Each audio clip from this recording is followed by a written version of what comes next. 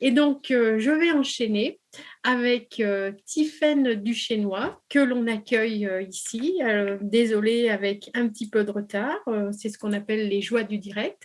Donc, vous êtes chargée de mission édition jeunesse et enjeux du numérique au Syndicat national de l'édition.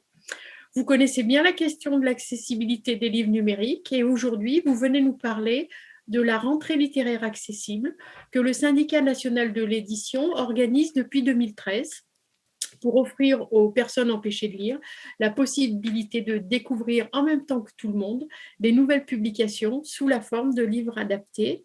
Merci Tiffaine de venir nous présenter cette rentrée littéraire accessible. Merci à vous de m'avoir invité à intervenir lors de cette soirée pour les 10. Avant de vous présenter l'opération, je vais donc partager une petite présentation. Voilà. Donc, pour revenir sur l'opération rentrée littéraire accessible, il faut la remettre dans son contexte, qui est celui de l'exception handicap, dont Diana Badia vous a déjà parlé tout à l'heure. Donc, j'y reviendrai que dans les grandes lignes, mais certains d'entre vous n'ont peut-être pas assisté à son intervention ou bien lors du replay, vous n'aurez peut-être pas regardé l'intervention de Diana Badia. La loi d'AFSI du 1er août 2006 introduit une exception au droit d'auteur en faveur des personnes handicapées. Elle permet à des organismes agréés de réaliser et de communiquer aux personnes en situation de handicap des versions adaptées des œuvres sans avoir, donc, comme on le précisait, ni à demander l'autorisation préalable au titulaire des droits, ni à les rémunérer. Cette exception est réservée au cas où il n'existerait pas pour l'œuvre en question d'édition commercialement accessible et qui répondrait aux besoins du bénéficiaire de l'exception. Et enfin, la consultation de ces versions adaptées est strictement personnelle et réservée aux bénéficiaires de l'exception. Donc, Dia, vous avez déjà diffusé le petit schéma que vous voyez à l'écran. Donc, le lecteur a un besoin il demande à l'organisme adaptateur si le fichier existe déjà dans la version adaptée dont il a besoin. Ça pourrait être du braille papier, ça pourrait être du braille numérique, ça pourrait être en text-to-speech, c'est-à-dire avec la lecture du texte. Si l'organisme n'a pas le fichier, il va en faire la demande via la plateforme Platon, qui est donc gérée par la BNF. La plateforme transmet ensuite cette demande à l'éditeur. L'éditeur a plusieurs jours pour fournir le fichier. La moyenne, en général, c'est autour de 20-22 jours. Il dépose ensuite le fichier numérique sur un serveur sécurisé et c'est sur ce serveur que l'organisme pourra récupérer le fichier pour l'adaptation.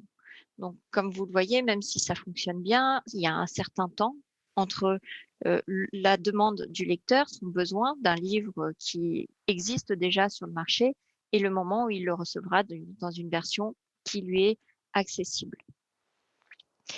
Du coup, en 2013, les éditeurs du SNE ont eu l'idée de lancer cette opération intitulée la rentrée littéraire accessible, dont les objectifs étaient d'anticiper les demandes des lecteurs, de raccourcir les délais, de permettre à tous, du coup, d'avoir accès aux grands titres de la rentrée littéraire au même moment, mais également de sensibiliser tous les éditeurs aux questions d'accessibilité. Comment fonctionne l'opération? Donc, c'est une opération qui se fait en partenariat avec la BNF et le CNL qui soutient financièrement les adaptations. Les organismes adaptateurs qui sont partenaires de l'opération, entre autres, sont l'APIDV, anciennement GIA, l'ISI, Braillenet, l'Institut national des jeunes aveugles, la médiathèque de Montpellier, la médiathèque Valentin Haüy. Elle repose sur la participation volontaire des éditeurs. Et dans le déroulé, en mai, les éditeurs indiquent la liste des titres à paraître entre fin juin et fin octobre à peu près. Donc, ils donnent en avance les titres pour permettre, durant le mois de juillet, aux organismes adaptateurs de demander sur la plateforme les titres. On passe toujours sur le même système, c'est-à-dire qu'il n'y a pas de fourniture automatique des fichiers par les éditeurs, les organismes doivent toujours faire la demande. C'est juste qu'ils savent en avance quels sont les titres qui vont paraître et ils peuvent donc les demander de manière anticipée. Et durant l'été, les éditeurs fournissent les fichiers numériques, en général 2 à 3 semaines avant l'apparition, parce qu'ils ne les ont pas forcément de manière finalisée avant, pour permettre aux organismes d'adapter ces titres et qu'en septembre ou octobre, les fichiers soient donc disponibles pour tous les lecteurs. Donc, quelques chiffres sur cette opération. Nous en sommes donc à la 9e édition. Il y a entre 80 et 90 maisons d'édition qui participent à cette opération. Chaque année, ce sont donc 350 à 430 environ titres de la rentrée littéraire qui sont adaptés, dont 80 à 90 romans jeunesse. Environ 90% de ces titres font partie ensuite des sélections des grands prix littéraires.